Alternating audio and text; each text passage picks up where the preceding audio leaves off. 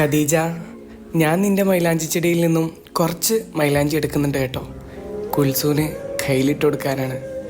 ഉമ്മാനെ കാണണം എന്ന് പോയി പറയുമ്പോൾ എനിക്ക് ഓളോട് പറയാലോ, രണ്ട് കൈയും മൂക്കിനോട് അടുപ്പിച്ച് കണ്ണടച്ച് ഉണർത്താൽ മതിയെന്ന്.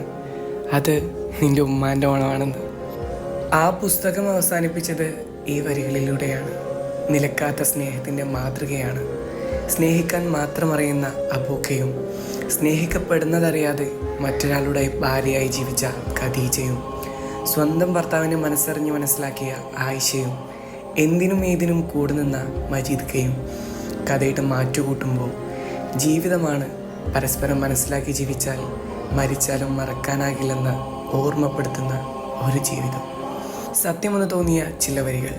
സ്വർഗത്തിലും ഖദീജയെ വേണമെന്ന് ഞാൻ പടച്ചവനോട് പ്രാർത്ഥിക്കാറുണ്ട്.